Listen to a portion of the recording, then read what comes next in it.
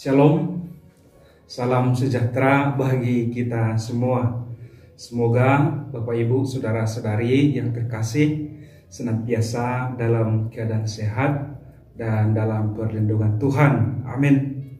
Amin.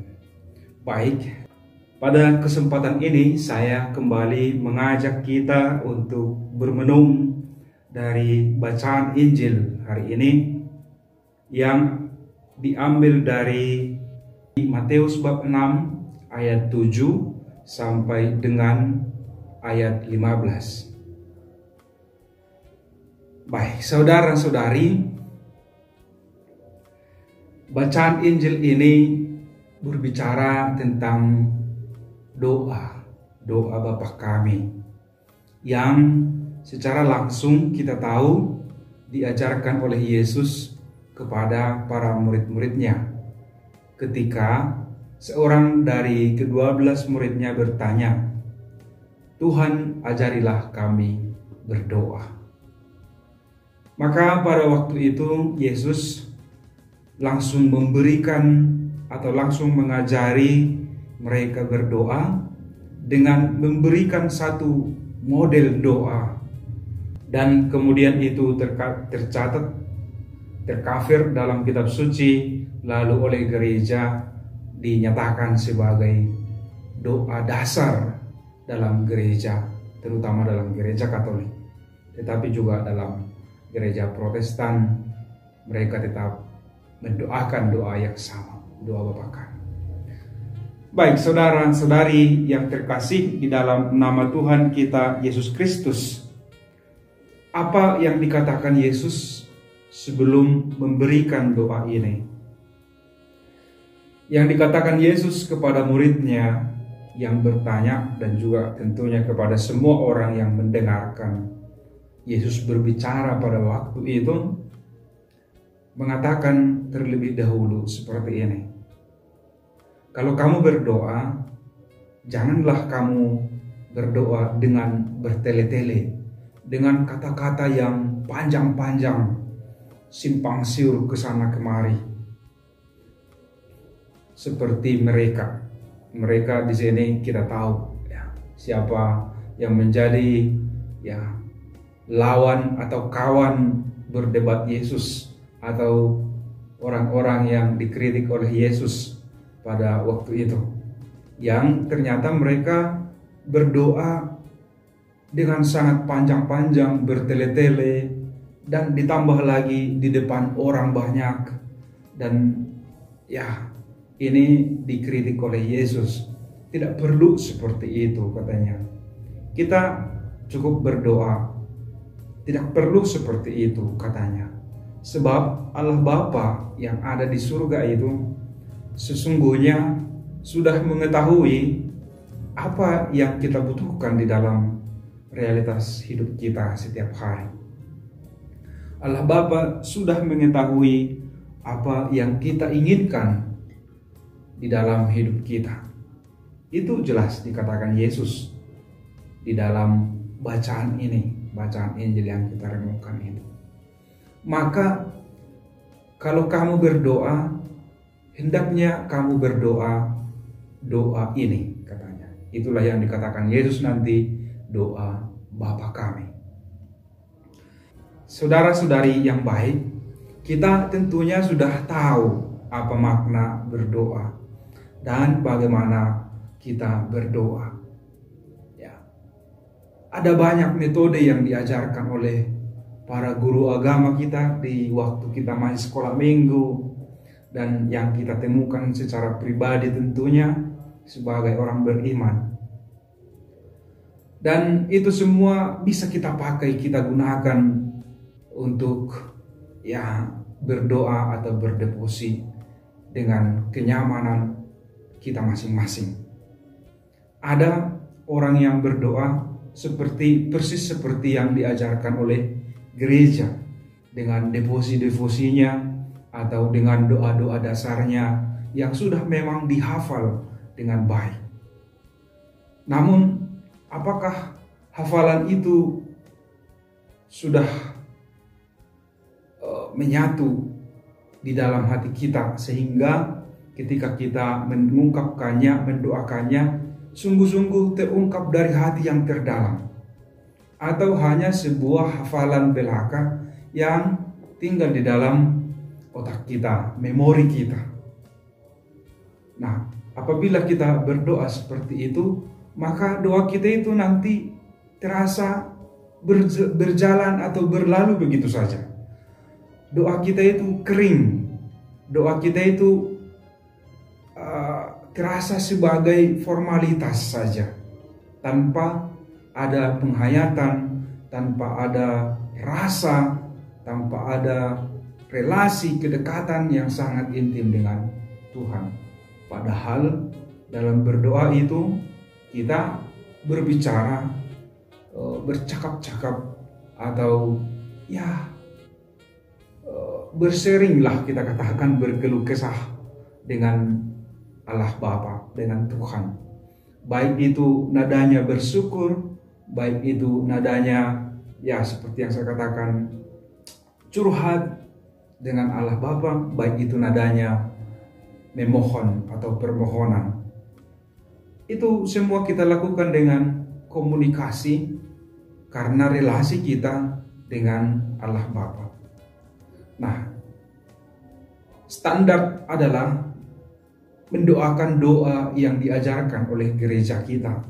Itu standar yang sebelum kita menjadi seorang Katolik misalnya diwajibkan untuk kita hafal, untuk kita tahu.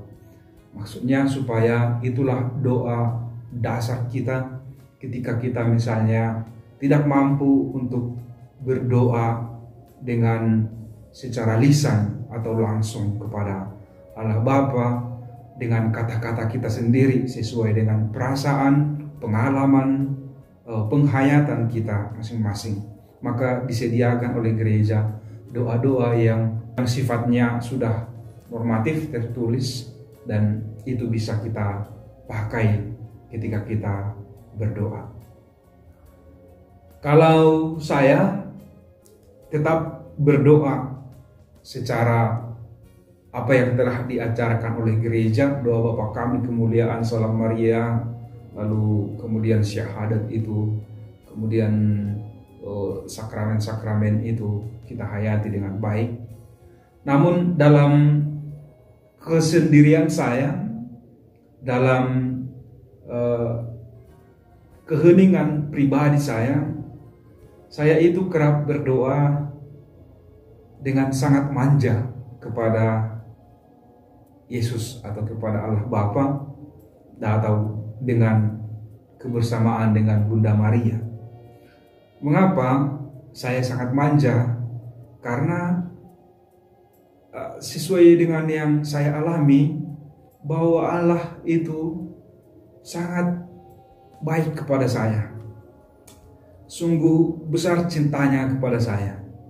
Maka ketika saya misalnya ada pergolakan batin atau ada tantangan, masalah dan lain sebagainya itu, saya datang kepada Allah Bapa tidak dengan mendoakan doa yang sudah diajarkan oleh gereja secara formalitas tertulis, itu tidak, tetapi dengan kata-kata sesuai dengan apa yang saya alami, saya rasakan, dan yang saya geluti di dalam realitas hidup saya itu.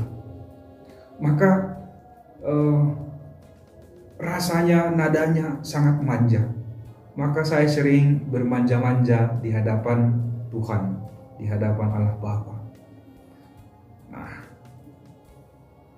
bisa saja saya contohkan, tetapi terlalu panjang. Tetapi kita sudah mengerti pastinya bagaimana kita bermanja-manja kepada orang tua kita, kepada ayah kita, kepada ibu kita, dan kepada orang-orang yang kita idealkan, kita hormati. Pasti kita sudah bisa membayangkan bagaimana kita bermanja ketika kita meminta sesuatu, bagaimana kita bermanja oleh karena disakiti orang lain, lalu kita berkeluh kesah kepadanya, kepada Allah Bapa. Bagaimana kita bermanja karena merasakan kekecewaan, lalu kita sampaikan kepada Allah Bapa sebagai pribadi yang kita percaya akan mampu membebaskan kita. Bapak Ibu, saudara-saudari yang terkasih, mungkin dengan ini kita bisa bertanya kepada diri kita masing-masing, artinya mengintrospeksi diri kita masing-masing, seperti apakah kita melantunkan atau mengungkapkan, mendaraskan doa Bapa kami atau doa-doa dasar yang sudah kita ketahui, baik itu di dalam gereja maupun di dalam keseharian hidup kita sehari-hari. Apakah dengan cepat Bapa kami yang ada di surga dimuliakanlah namamu, datanglah kerajaanmu dan lain sebagainya itu, atau kita berdoa sungguh dengan menghayatinya atau sungguh dengan dari hati yang terdalam. Kita pasti bisa membedakan, kita pasti bisa merasakan efek atau daya dari doa yang kita ungkapkan itu apabila kita mendoakannya dari kedalaman hati kita yang terdalam. Karena doa itu bagi saya hidup. Doa itu hidup, dia memberikan semangat, memberikan hidup, sehingga hidup saya menjadi terasa lebih hidup, sukacita, kegembiraan, kebahagiaan ketika saya selesai berdoa. Itu pengalaman saya. Pasti kita juga memiliki pengalaman tersendiri. Baik, Bapak Ibu, saudara-saudari, namun dalam konteks bacaan Injil ini ada yang mau disampaikan oleh Yesus sebagai sebuah penekanan kepada kita terkait dengan doa Bapa kami ini. Apa itu? Kita bisa melihatnya di ayat 14 dan ayat 15 ini. Karena jikalau kamu mengampuni kesalahan orang, Bapamu yang di surga akan mengampuni kamu juga.